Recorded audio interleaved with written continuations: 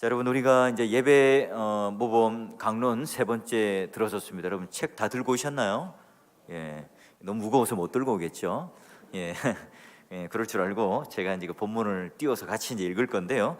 여러분, 예배 시간에 우리가 왜 꼭 이렇게 모여야 할까요? 집에서 그냥 유튜브나 동영상으로 시청해도 되잖아요. 이 가난한 성도들, 또는 우리가 또 왜 예배 때 이렇게 앉았다 일어났다 하죠? 예, 게다가 손을 드는 이유는 또 뭐고, 예배 시간에 또 늦으면 괜히 죄송해서 제가 한번 신방 전화를 하거나 우리 교육자들이 이제 결석자들 파악을 이제 오늘 오후 이제 되면 막 치열하게 전쟁터가 되거든요. 교육자실이 전화해 보면 아침에 늦게 일어나서 뭐 늦을까봐 이렇게 주위에 있는 교회에 갔다, 이게 뭐 확인은 되지 않지만 그런 얘기들을 하십니다. 자, 여러분, 오늘 우리가 이제 실제로 이제 예배에 어떻게 이제 할 것인가 이제 시작을 하는 이 장면 속에 들어가는데요. 자, 오늘 회중 모임과 공예배에서의 태도의 관계, 자, 이 부분을 이제 함께 여러분과 나눠서 볼 거예요. 자, 오늘 보시면, 자, 우리 이 전체적인 이제 예배 모임의 파트인데요. 오늘 우리가 이제 보게 될 때가 바로 여기 이 부분에, 공예배 부분에 이 부분을 볼 거예요. 보면 성경 공적인 낭독이라든지 설교 전 공기도, 이런 것들이 조금 낯설어요. 그 다음에 뒤에 보게 되면 이제 결혼, 환자 신방, 매장, 공적 금식, 감사일, 시편 찬송, 마치 이제 이 부록처럼 이거는 예배와는 별개요. 이 공예배와는 좀 별개로 우리가 일상적인 어떤 예식 안의 예배를 어떻게 드려야 될까 하는 이 부분들을 나눠서 보게 될 겁니다. 오늘 우리가 볼 것은 회중 모임과 공예배의 태도의 관계에 대해서 함께 배우게 될 겁니다. 자, 여러분, 예배에 집중하기 위해서 우리가 주의할 사항들을 다루는데요. 미리 이제 준비해서 품위 있게 나누도록 이렇게 하는데요. 자, 보시면 여러분, 글자 잘 보이시죠? 여러분이 이제 한번 읽어보는 거예요. 왜냐하면 이렇게 안 하면 평생 가도 책을 나눠드렸는데 안 읽으실 분들이 많아요. 그래서 한번 여러분 한 목소리로 화면을 보면서 한번 읽어볼까요? 시작. 회중이 공예배를 위하여 모일 때에 사람들은 미리 자신의 마음을 준비하고 다 나와서 함께 참여할 것이다. 이때 태만이나 다른 사적인 모임을 구실로 공적 규례에 결석해서는 안 된다. 모든 사람이 다 모임에 참여하되 불경건하게 하지 말고 신중하고 품위 있는 태도로 들어가서 이곳 저곳을 향하거나 예배하거나 절하지 말고 자리에 앉는다. 자, 여러분, 이 보시면 이곳 저곳을 향하여 예배하거나 절하지 말고 자리에 앉는다. 이게 무슨 말일까요? 그 당시 때 시대상을 말하죠. 중세교회는 예배당에 딱 들어가기 전에 성인들 상이 있고요. 또 안에 들어가면 스테인글라스라든지 또는 이 모자이크. 우리 교회는 약간 이 부분적으로 이제 뭐 미적 감각 때문에 이렇게 했겠죠. 근데 여러분, 그 유럽에 여행 가보신 분들, 요즘에 부쩍 많이들 가시던데요. 그 예배당 큰데 보면 막 그 안에 모자이크도 성경의 이야기들로 이루어져 있는 거 보셨어요? 이 셀카 찍느라고 이쪽은 안 찍어서 잘 모르실 수도 있는데 다시 한번 기억해 보시면 그렇게 되어 있습니다. 그러니 그 중세 시대 때 예배당 그 현장 속에 가서 이렇게 두리번 하거나 성인들의 성상을 보고 그때 기도했던 이곳에 이렇게 시선이 빼앗기지 말라는 그 의미죠. 품위 있게, 그리고 아주 마음의 정돈을 해서 예배로 들어갈 수 있도록 가라. 여러분, 이게 이제 그 당시 때 관습에 젖어 있던 신자들을 향해서 했던 불필요한 풍습들, 미신의 습관들을 버리고 예배로 집중할 수 있도록, 말씀에 집중할 수 있도록 그들을 권면합니다. 그러면 오늘날 우리에게 어떻게 적용할 수 있을까요? 우리에게 예배에 집중하지 못하도록 마음을 산만하게 만드는 것들, 막 현수막이 너무너무 많이 막 축축 늘어져 있어요. 그 이제 이게 사실 교회에 오면 그냥 소박해야 되는데 막 그런 것들이 너무 막 공산당처럼 막 빨간 현수막, 파란 현수막이 막 이렇게 있으면 우리 마음이 뺏기겠죠. 또 이게 이 강단에 있는데 우리가 이게 뭐 이렇게 꽃 같은 장식을 하는데 너무 과하게 해요. 너무 과하게 해가지고 시선이 이쪽으로 빼앗겨 버린다든지 이런 식으로 되면 안 되겠죠. 또한 이런 설교자나 말씀에 집중하기보다는 외적인 요소들이 우리의 시선을 빼앗아 간다면 안 될 거죠. 이게 바로 예배에 방해하는 요소가 될 겁니다. 자, 그러면 이제 두 번째, 우리 예배로의 부르심, 기도로 한번 들어가는데요. 한번 읽어볼까요? 시작. 회중이 다 모이면 귀한 하나님의 이름을 예배하자고 엄숙하게 초대한 후에 기도를 시작한다. 회중이 예배하는 곳에 특별한 방법으로 임재하시는 주님의 측량할 수 없는 위대하심과 위엄을 모든 경외와 겸손으로 인식하면서 주님께 가까이 나아갈 수 없는 우리의 무가치함, 그러한 위대한 일을 할 수 없는 우리의 전적인 무능력함을 인정하면서 진행되는 모든 예배에서 용서와 도우심과 용납하심을 위해 겸손히 간구하고 들은 말씀의 특별한 부분에 복을 내려주실 것을 구한다. 그리고 이 모든 것을 주 예수 그리스도의 이름과 중보로 한다. 자, 여기 보세요. 회중이 다 모이면 목사는 누가요? 목사는 존귀한 하나님의 이름으로 예배하고자 엄숙하게 초대한 후에 기도를 시작한다. 이게 뭐냐면 이제 예배로의 부름입니다. 예. 자, 그러니까 예배로로 부르는 일을 목사가 특별히 한다는 것. 구체적으로 이제 목사가 굉장히 예배 인도에 많은 일들을 하는데요.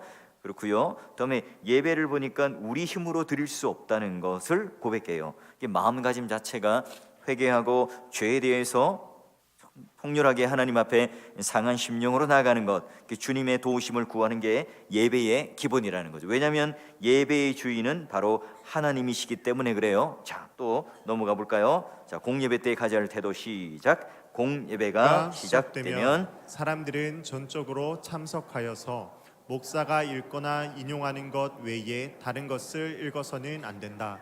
사사로이 소곤대는 것, 의논하는 것, 인사하는 것, 참석한 사람이나 늦게 들어오는 사람에게 인사를 하거나 하는 행동을 하지 말고 멍하니 바라보거나 잠을 자거나 다른 보기 흉한 행동을 하여 목사나 사람들을 방해하거나 자기나 다른 사람들이 예배하는 것을 방해해서는 안 된다. 자, 여기서 보면 공예배가 시작되면 목사가 읽거나 인용하는 것 외에는 다른 것을 읽어서는 안 된다. 여러분 주보라든지 여러분 신문이라든지 다른 교회 보면 이렇게 우리 교육자들이 이렇게 공예배 때 설교를 하고 있는데 자신의 오후에 설교문을 읽는다든지 아니면 이제 다른 경건 서적을 열심히 읽는다든지 이렇게 해서는 안 된다는 거고요.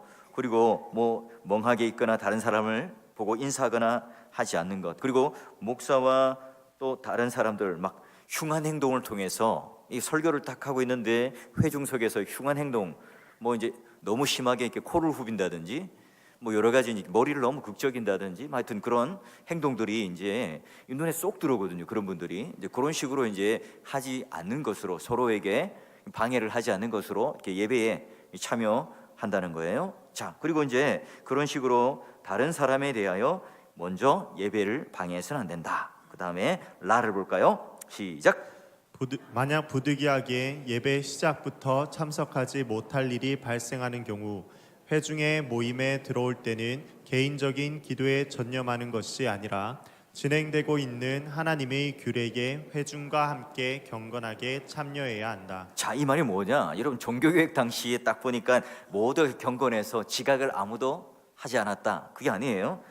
그때도 이렇게 이 세상에 완전한 교회가 없듯이 성도들이 지각을 했다는 거예요. 자, 이럴 때 여러분 종교개혁자들은 그 현실을 무시하지 않았습니다. 막 문을 걸어 잠근다든지 뭐 갑자기 그분들에 대해서는 교회 오지 마시오, 집에 돌아가시오 한다든지 하질 않았어요. 이걸 어떻게 할까? 이제 그들의 고민이었죠. 이 종교개혁자들도 뭐 하나님만 바라보는 형이상학자라든지 아니면 무슨 율법주의자처럼 고리타분하게 그런 식으로 엄격하게 한 것이 아니라 현실에 맞게끔 했다는 겁니다. 자, 그러면 보통 우리 이제 예배 때 늦게 오시는 분이 있잖아요. 이제 우리가 파킹하거나 주차하는데 좀 이렇게 시간이 걸린다든지 아니면 또 부득이한 경우에 늦게 되는 경우가 있습니다. 그런 경우에 예배가 딱 진행되고 있어요. 뭐 이제 장로님이 기도하고 있으면 괜찮지만 찬양을 부르고 있거나 성경을 읽고 있거나 다른 어떤 순서를 하고 있을 때 어떻게 하라고요? 와서 개인 기도를 하는 것이 아니라 예배에 들어오면 그 회중의 예배 순서에 맞게끔 그냥 들어가면 된다는 거예요. 이 성경을 읽고 있는데 또는 찬양을 드리고 있는데 와서 그냥 늦게 와서 기도하는 것이 아니라 자연스럽게 그 예배의 순서 안에 들어가라. 지금 이렇게 지금 권면하고 있어요. 늦게 들어왔다고 사람들과 인사를 나누거나 또 내 개인적으로 원래 했던 대로 하나님 은혜를 주세요라고 기도를 하는 것이 아니라 이렇게 그 공동체 안으로 들어가요. 왜 그럴까요? 이 예배 모범 자체가 오늘날 현대 교회는 우리 기둥 뒤에 숨어서 익명성 아래 개인이 기도드리는 것을 또는 개인이 예배드리는 것에 대하여 굉장히 중요하게 여깁니다. 개인에 대한 구원, 개인에 대한 복 이런 걸로 초점이 되어 있지만 예배 모범은 철저하게 공동체적인 초점을 가지고 있어요. 여러분, 그래서 인도하는 목사에게 또는 주위에 예배하는 사람들에게 방해가 하지 말라.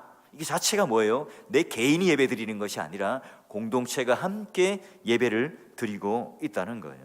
종교적인 어떤 행사이거나 강의를 하는 것이 아니라 살아계신 삼위 하나님께 그 백성들이 함께 모여서 예배를 드리고, 또한 오늘 모임 자체가 총회라고 하는 모임 자체가 어떤 목적과 의도로 우리가 지금 예배를 드리는가에 대해서 분명히 그들은 인식하고 있었다는 거죠. 자, 오늘 이 여기까지가 이제 그 우리 예배 모범에 있는 텍스트예요. 그러면 이제 이게 우리 시대에 어떻게 하면 적용해 볼까 하는 거죠. 여러분, 이 예배의 대화의 상대방은 하나님만 있는 게 아니에요. 보니까 예배를 방해해서는 안 된다는 것처럼 회중과의 대화도 필요한 거죠. 그러니까 수직적 관계일 뿐만 아니라 수평적 관계도 예배는 굉장히 중요합니다. 그러니까 대화의 원리라고 하는 것은 바로 하나님과 우리 사이의 대화도 중요하지만 또 회중들 간의 대화가 굉장히 중요합니다. 교회란 예배 공동체고, 예배 공동체라고 하는 것은 온 회중이 함께 모여서 예배를 참여한다는 거예요. 자, 그러니 여러분, 성도 그리고 회중, 예배자라고 하는 것은 뭡니까? 이처럼 구별된 또는 한 세대만이 드려지는 예배를 의미하지 않습니다. 자, 첫 번째는 우리 성경을 먼저 보니까 어때요? 보니까 제사장들과 몇 사람이 나팔을 잡았는데, 그리고 모든 이 5대, 3대, 6대 손 스가랴와 그러니까 모든 세대가 드렸고요. 또 모세가 명령한 그 예배 가운데도 온 회중과 여자들과 아이와 그들 중에 거류민들까지 예배에 참석했다는 것을 알 수가 있습니다. 이 예배라고 하는 것은 언약의 백성들 모두가 드리는 것을 말해요. 언약 되신 하나님 앞에 온 회중이, 우리 어른들만 드리는 예배, 청년들만 드리는 예배는 이게 좀 왜곡되고 옳지 못한 예배라는 거예요.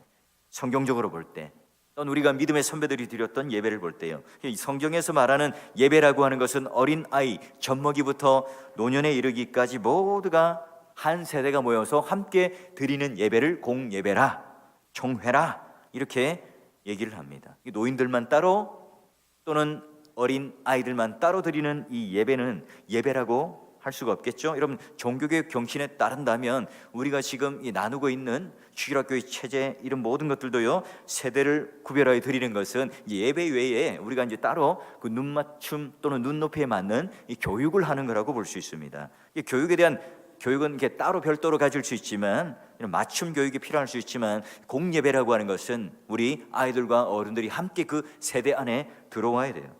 언약 사상에 비춰와도 그렇고 성경을 봐도 그렇고요, 이 세대가 구별하여 드리는, 따로따로 구별하여 드리는 예배는 옳지 않아요. 이 복음으로 이 언약이 상속되는 그런 성격을 가진 게 바로 예배이기 때문에 그렇습니다. 어린 아이들은요, 부모와 함께 예배를 드릴 때 부모님을 통해서 예배를 배워요. 또 예배의 엄숙함, 하나님 경외, 하나님 부르심, 소명, 이건 집단의 또래끼리만 들을 때는요, 배울 수 없는 거예요. 이 어린 아이들만 이 부모를 통해서 예배를 배우는 게 아니죠. 바로 부모님들도 어린 아이들과 함께 예배를 드릴 때 내 몸가짐, 또 내가 예배를 드리면서 이 아이들이 나를 바라보고 배울 것이라고 하는 것에 대하여 조심스럽게 행동을 할 것이고, 진짜 내가 진지하게 하나님 앞에 예배 드리는 태도를 가질 수 있겠죠. 자, 여러분, 우리 이제 교단 헌법을 보게 되면 예배 모범에 있어요. 여기도 보니까 철저하게 함께 한 가족이 하나님의 집에, 자 보시니까 어린이들은 부모가 데리고 있는 것이 좋으니 한 가족이 하나님 집에 같이 모여 있는 것이 가장 마땅하며, 유년 예배로 따로 모일 때는 당회원이 반드시 출석하여 인도하라. 보니까 이 공예배 가운데는 한 가족의 모두가 구성원이 모이는 것이 마땅한데, 어린 아이들은 부모가 옆에 앉히는 것이 마땅하고, 그 다음에 이런 유년 예배회로 모여서 그들에게 따로 가르칠 때는 반드시 당회원들이 출석해서 인도하라, 이렇게 되어 있어요. 예, 이게 어디요? 제 말이 아니라 우리 교단 헌법 예배 모범 제 12장 교회 예배 예식 가운데 있는 말이에요. 이게 어디서 땄다고요? 웨스트민스터 신앙 고백서 예배 모범을 참고해서 이걸 받아 적은 거겠죠. 자, 여러분, 오늘 우리는 청년부 예배, 중고등부 예배 이런 것으로 익숙해져 있습니다. 1970년대 이전에는 사실 없던 거였어요. 90년대도 중고등학생들 또는 중고등부 예배라는 게 제가 어렸을 때도 없고, 이제 토요일 날 무슨 기도회 모임을 한다든지 학생회 모임 이런 걸 했는데요. 요즘에 이제 청년들도 담임 목사가 누구인지를 잘 몰라요. 담임 목사도 청년부가 누구인지 잘 몰라요. 어제도 제가 이제 제 아내와 함께 저기 이제 빵집하고 커피집 있는 데 가서 차 한 잔을 하고 이렇게 마셨는데요. 우리 교회 청년들이 인사를 했습니다. 제가 보니까 대충 맞는 것 같은데 제가 잘 몰라요. 단박에 잘 알아차리지 못한 거죠. 왜냐하면 함께 이 공예배 속에 들어와서 호흡을 하고 또 인격적인 만남과 교제가 있을 때 가능한데 그렇지 못한 거예요. 자, 그래서 여러분, 우리가 이런 부분에 대해서 함께 예배를 드려야 한 이유는 무슨 이벤트이거나 아니면 이 아이들을 데리고 와서 이 세대가 효도도 모르고 어른들 모르기 때문에 해야 되는 어떤 하나의 방법론이 아니라는 거죠. 자, 그러면 이제 예배 함께 드린다는 것에 대한 뒤따르는 몇 가지 의미들이 있습니다. 자, 예배라고 하는 것은 아까 제가 말씀드린 것처럼 수직적 차원에서 하나님께서 우리를 부르시고 우리가 죄를 회개하고 또 합당한 그 죄 용서함을 받고 또 말씀을 듣고 찬양과 감사를 드리고 이런 것들 수직적 차원에 있어서도 예배지만 우리가 수평적 차원에 있어서도의 대화의 원리를 가지는 것도 회중과 함께 드리기 때문에 예배의 한 요소라는 거예요. 어떤 교회나 어떤 목사님은 이 수직적 차원의 이 예배만을 너무 강조해가지고요 엄격하게 강조를 하는 경우도 있습니다. 그건 아니라는 거죠.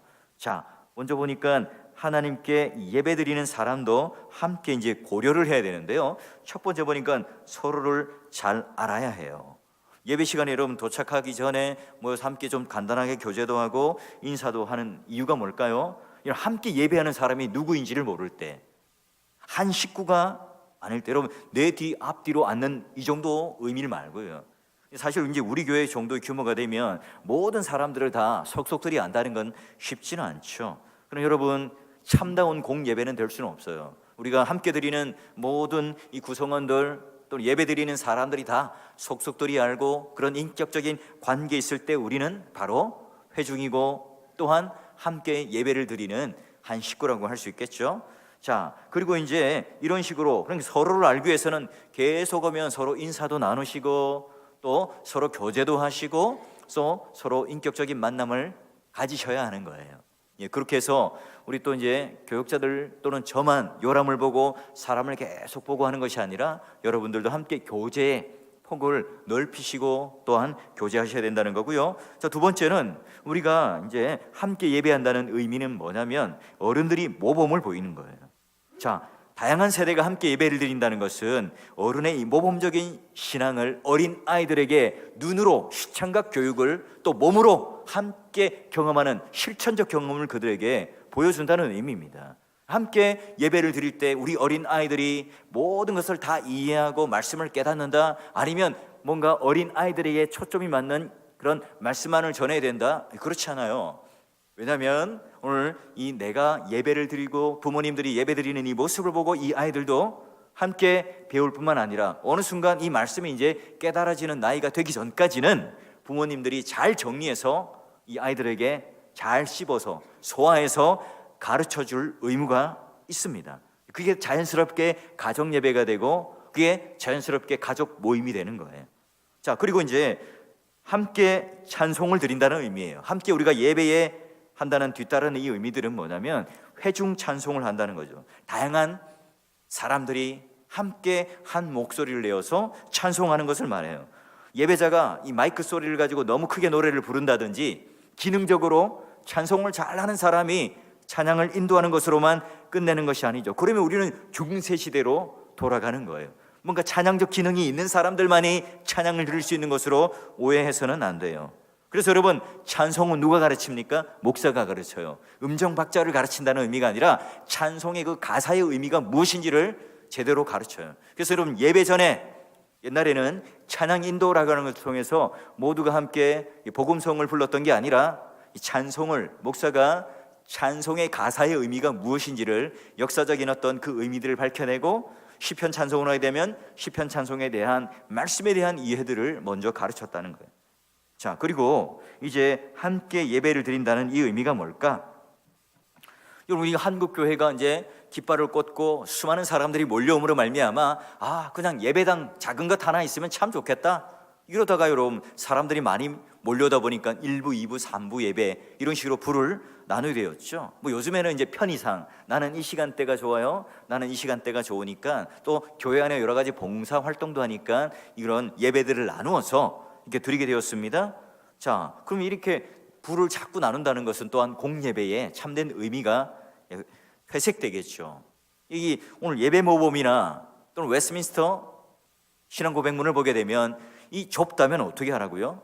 1부, 2부, 3부를 드리지 말고 교회를 분립하라, 이렇게 말하고 있어요. 오늘날 우리가 주일 성수에 대한 개념, 성도들의 편의를 위해서 예배라고 하는 것을 마치 이제 도구처럼 하다 보니까 그렇게 된 경우가 있는데요. 여러분, 웨스트민스터 정치 모범 중에 개최 교회에 대하여 이렇게 이제 되어 있더라고요. 한 장소에 모이기에 불편한 정도로 신자의 수가 늘었다면 교회에 속한 규례들을 더 충실히 시행하고 서로에 대한 의무를 더 원활히 행하기 위하여 별개의 고중도 해중도 나누는 것이 합법적이고 적절한 일이다. 그래서 통상적인 방법까지 나눠요. 이 경계, 거주의 경계를 따라 나누어라, 이렇게 이 얘기를 하고 있어요. 우리 한국 교회는 어떻죠? 교회에 사람들이 많이 들어차면 일단은 1부, 2부, 3부로 나누고요. 그래도 이제 수용이 불가능하면 어떻게 됩니까? 더 크게 교회를 짓죠. 그것도 빈 공간이 생기면 더 이제 사람의 수를 채우려고 합니다. 근데요, 그 뭐 틀렸다고 제가 말씀드리는 게 아닙니다. 그게 잘못됐다는 말이 아니죠. 하나님께서 은혜를 부어주셔서 그런 놀라운 은혜가 있다면 참 좋겠어요. 그런데 그 웨스트민스터 정치 모범이라든지 아니면 신앙 예배 모범을 보게 되면, 그러한 경우가 생길 때는 어떻게 해요? 가까운 거주지 단위로 이렇게 분립을 하여라. 오늘날도 이렇게 해야 됩니까? 이렇게 해야 되는 것 아닙니까? 할 수도 있죠. 자, 그 당시 때는 어때요? 사회 자체가, 문화 자체가, 국가 자체가 교회였죠. 그러니 이 교회 자체가 한 마을에 그냥 교회예요. 그냥 그 마을 전체가 전부 다 기독교 신자입니다. 그러니까 뭐예요? 모두가 다 기독교 신자인데 교회가 지었는데, 예배당을 지었는데 포화 상태에 이르게 되면 다른 가까운 또 다른 지역에 지으면 같은 마을 공동체 안에 있는 사람들끼리 이제 분립이 되는 거예요. 그런 개념이라는 것을 여러분 이해하셔야 됩니다. 그런데 이런 원리들은요, 오늘날 우리 교회 안에서도 분명히 필요한 것이라고 할 수 있죠. 예배 모범이 추구하는 이 가치는, 자, 이거 어떤 게요? 우리가 이게 목적이 마치 이제 수단보다 중요한 것으로 가면 안 됩니다. 우리가 이것을 수용할 수 있는 인품, 실력, 이 시대적 상황, 그리고 그 시대적 상황과 함께 견주어서 연결시켜서 고민하고 생각하고 공부를 하지 않은 채 웨스트민스터 예배 모범을 그대로 따라하겠다 하든, 또는 우리가 있는 예배 예식서 모범을 그대로 따라하겠다 이렇게 되면요, 곧바로 그게 예배의 회복이 되거나 신자의 삶이 거룩해지지 않는다는 거예요. 오늘 지금 우리가 이런 방향으로 예배의 모습들과 예배 예식과 예전과 순서가 가고 있습니다. 오늘 갑자기 이것을 순서만 딱 바꾸었다고 우리는 옳은 예배를 드리고 있고 우리는 거룩하고 우리는 신자가 되었다고 말할 수 있는 게 아니에요. 그 순서에 담긴 정신, 철학, 성경이 말하고 있는 가치가 무엇인지를 알아야, 그래야만이 바뀐 것에 대한 의미를, 또한 거기에 따라 우리가 노력과 성숙을 통해서 그 의미에 대한 것을 이해하고 예배 안에 더 큰 은혜를 누릴 수 있다는 거죠. 자, 그리고요, 이제 예배 전에 미리 준비할 것에 대하여 볼까요? 자, 개인적으로 먼저 준비할 것은요, 토요일부터 기도로 준비하고 다 아는 거죠. 제가 이제 웨스트민스터 교리문답 117문을 가지고 설교 때 우리가 들어야 하는 이 내용에 대해서 이미 나눈 바가 있습니다. 그래서 마음으로 미리 준비하고 세상 일을 미리 절제 있게 배치하고 적절히 처리하여 주일의 의무보다 더 자유롭게 하라. 나중에 이제 주일 성수에 가면 좀 더 자세하게 다루게 될 겁니다. 자, 그리고 이게 이제 개인적으로 준비할 것은 여러분 잘 알고 있을 거고요. 교회 차원에서 이제 준비할 것이 무엇인가? 자, 목사님은 일주일 동안 뭘요? 말씀을 열심히 준비해야 될 것이고요. 우리 장로님들은요, 목사님이 똑바로 정신 똑바로 차리고 말씀 전할 수 있도록 기도하고, 회중들이 딴 길로 가지 않고 예배에 잘 참석할 수 있도록 기도하고 권면하는 일들을 이 장로님들이 하셔야 되는 거고요. 당회는 어때요? 주일에 있어야 할 그런 여러 가지 예배와 또 성례가 잘 준비되고 이루어지고 있는 것을 확인하고 감독하셔야 되는 거예요. 자, 그래서 여러분, 주일을 거룩히 지킬 것에 대하여 우리 그 예배 모범, 우리 교단 헌법 예배 모범에는요 이렇게 되어 있습니다. 주일을 기념하는 것은 사람의 당연한 의무인데 미리 육신의 모든 사업을 정돈하고, 그리고 성경에 가르친 대로 거룩함에 구애가 없게 하라. 이제 먹을 것까지라도 미리 준비하고, 이날에 가족이나 집안의 사원으로 공동 예배하는 일과 주일에 거룩함에 구애가 되지 않게 하는 것이 옳다.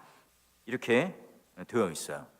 자, 이제 우리 이제 예배 시작 전에 몇 가지 필요한 준비들은요, 예배국에서 우리가 캠페인을 벌리고 있죠.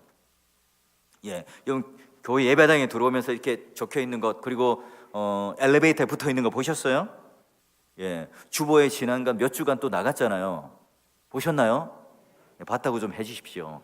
이 연사 목청껏 외칩니다.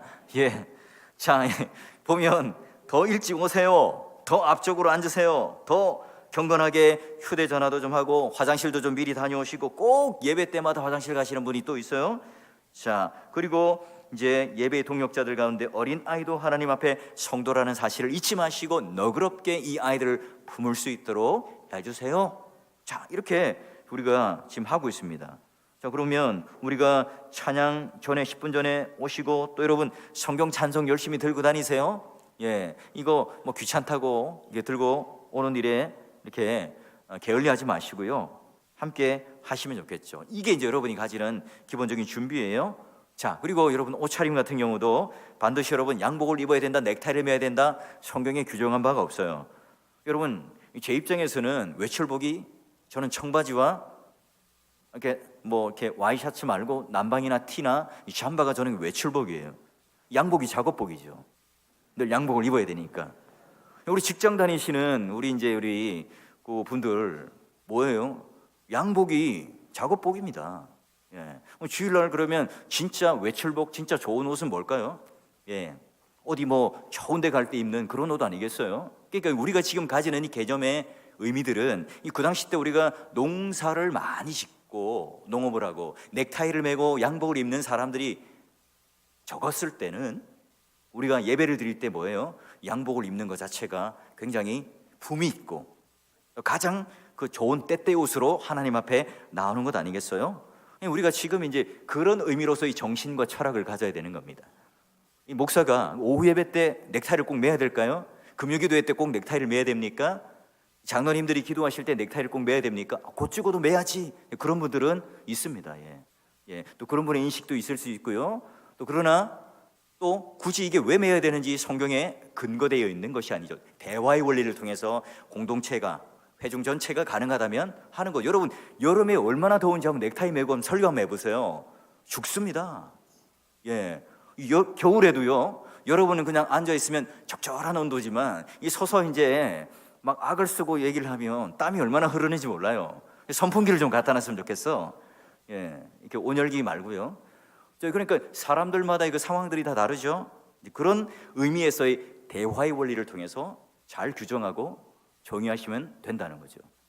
그래서 그 다음에 일찍 오셔야 되고, 또한 인사를 하면서 서로가 나누는 것들은요, 한국 교회가 이제 어색할 수도 있는, 아니면 또 예배 시간, 공예배 시간 안에 막 어떤 교회, 이제 통합측 교회나 이런 쪽의 교회들은요, 예배 시간 안에 막 돌아다니면서 또 인사하고 교제를 나누는 게 있습니다. 거기까지 너무 과하게 간 거예요. 공예배 안에는 우리가 정숙하게 앉아 있지만 예배 전에 함께 이제 미리 준비하면서 서로 인사 나누고 교제 나누는 것, 그런 게 굉장히 중요하다는 거죠. 그래서 사실은 저도 사실은 이제 예배 들어오시기 전에 먼저 인사하고 나누는 것이 더 바람직하고 더 맞겠죠. 근데 우리 뭐 워낙 들어오는 입구도 많고요. 또 제가 여러 가지 순서를 만든 가중에 이렇게 집중력이 떨어지니까 그러지 못하고 있는 겁니다. 그 대신 이제 우리 그 앞에서 그 안내하는 분들이 인사를 여러분 하는데요. 가급적 같이 여러분 다 이렇게 그 미리 이렇게 준비하고 인사하는 게 좋겠고요. 이 좌석 같은 경우도 한 가정당 같이 앉는 게 좋아요. 부부들끼리 좀 같이 앉으세요. 예, 함께 이렇게 좀 앉으시면 되겠고요, 아이들과.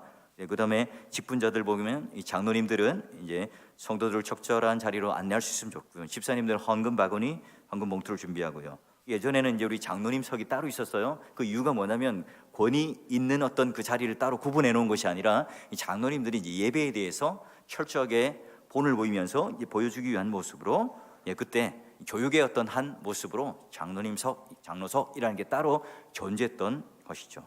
자, 그리고 그날 부를 찬송도 미리 연습을 하는 거예요. 아까 말한 것처럼 우리가 찬송이라고 하는 것은 온 회중이 함께 드리는 예배로서의 준비라는 것이죠. 자, 그리고 이제 가사의 뜻을 충분히 이해하기 위해서 한다는 겁니다. 자, 예배는 이제 온 회중이 함께 드리는 것이기도 하지만, 예, 또한 함께 직분자의 봉사가 중요하다는 겁니다. 이렇게 가르치는 장로인, 목사는 하나님 말씀을 증거하고요. 치리 장로님은 바로 예배 중에 하나님 말씀이 제대로 선포되는지 감독하고 세례와 성찬을 돕고 재정을 맡은 직분자, 예, 우리 안수 집사님들은 또 서 집사님들은 함께 헌금을 수집하고 또 필요한 부분에 헌금을 잘할 수 있도록 격려하고 독려하는 일들을 하게 됩니다. 당에 맡겨진 예배의 주관이라든지 또한 우리 이 모든 것들이 어떤 데는 보면 이렇게 재직회나 이런 데서 이렇게 예배를 주관하고 이렇게 뭐 이렇게 하는 데가 있습니다. 이 잘못된 거예요. 당회가 주관하고요. 직분자도 이렇게 따로 특별한 존재가 아니라 회중의 일부분이다 하는 사실을 여러분 기억하시면 되겠습니다. 그런 의미로 이게 이제 여러분 그 종교개혁 당시 때 칼빈이 앉았던 의자의 모습입니다. 별반 다를 게 없죠. 회중들과 앉았던 의자와 특별하게 뭐 다른 교회 없다는 거예요. 자, 그래서 여러분 오늘 우리가 한번 총 정리를 해보면 이렇게 되어 있습니다. 예, 하나님을 부르는 우리의 순서로 예배로의 부름. 자, 이게 이제 우리가 예배 시작 전에 목사님이 성경 말씀 구절을 통해서 하나님께서 우리가 나아가는 것이 아니라 하나님께서 초대하셨다, 그 예배의 부름을 가지고 성경 말씀을 시작해요. 근데 우리 교회는 이게 빠져 있어요. 작년 우리가 당회 때 워크숍을 통해서 예배 공부를 통해서 넣을까요 했는데 한 해 미뤘어요. 왜냐하면 우리 성도들과 함께 공부를 충분히 열심히 하고 이 순서들의 의미를 알고 함께 넣읍시다 해서 미뤘어요. 그래서 이때 성경 구절을 이제 합당한 몇 구절 있습니다. 읽고요. 그럼 하나님께서 초청하시는 걸 통해서 예배가 시작되는 것으로 갑니다. 영광송, 우리가 이제 앞에 부르는 찬송인데요. 우리가 찬송가 보면 그 영광송에 관련된 1장부터 대개 한 60장까지가 이렇게 있습니다. 삼위 하나님에 대한 영광에 대한 찬송, 이제 그 영광송을 부르고요. 신앙 고백 낭독, 뭐죠? 우리 사도신경으로 함께 고백을 합니다. 예, 구원 사역, 예배에 참여한 자들이 동일한 신앙 고백을 합니다. 그리고 우리는 참된 보편 교회에 속해 있는 교회입니다 하는 의미로 신앙 고백을 하죠. 사도신경 때 다 배웠고요. 자, 그리고 예배의 자리에 앉아서 예배에 참석했더라도 이 신앙 고백에 참여하지 않는 분은 예배 참여자가 안 되는 거예요. 자, 그리고 중요한 것은 이제 제 공적인 이 고백인데요. 이 순서가 보면 재밌어요. 네 가지인데 먼저 십계명을 낭독합니다. 왜죠? 십계명을 낭독할 때에 내가 이 율법을 다 지키지 못했던 것을 내가 들으면서 나의 비참함, 이 죄에 대한 것을 깨닫게 됩니다. 그래서 이제 죄에 대한 공적인 고백을 하게 되고, 이어서 이제 목사님이 거기에 대한 사죄의 말씀을 성경 말씀으로 선포를 합니다. 우리가 이제 사죄의 용서를 받았으니까요, 이제 감사하고 또 찬송으로 나아가게 되는 거죠. 이게 지금 이제 우리가 예배의 시작 부분에 대한 순서예요. 오늘날 우리가 이제 이런 사죄의 선언과 제 공적인 고백과 감사 찬송이 거의 대부분의 교회는 빠져 있어요. 하는 교회가 한 군데 있는데 사랑의 교회, 우리 합동교단 측 안에 몇몇 교회는 아직 있습니다.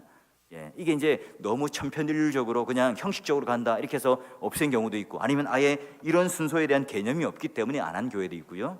예, 중요한 것은 십계명을 낭독하는 이유가 바로 우리의 죄에 대한 깨달음, 인식을 위해서 서로가 낭독하고, 내가 이 십계명을 제대로 한 주간 살지 못한 것에 대하여 조목조목 내가 들으면서 깨닫고 그에 대한 고백을 하고 사죄 선언을 하고 감사 찬송을 하게 된다는 겁니다. 자, 여기까지 우리가 오늘 봤던 예배 모범 안에서의 세 번째 파트, 회중으로 모이고 공예배의 준비 시작을 알리는 여기까지 텍스트를 우리가 읽었습니다. 여러분 한번 집에 가서 잘 고민해 보시고, 우리가 읽었던 이 텍스트, 그 당시 때 16세기, 17세기 당시에 그 문화 속에서 이 분들이 고민을 하면서 던졌던 예배 하나의 어떤 모범, 또 가이드, 이게 오늘날 우리에게 있어서는 어떻게 도전을 주고 영향을 주고 바른 길로 갈 수 있을까, 이런 고민들을 한번 잘 해보셔서 이 찬양이라고 하는 이 부분들이 이 예배를 연결시키는 것으로 가는 것으로 이제 너무나 보편적으로 되어 있는데, 그게 아니라 보니까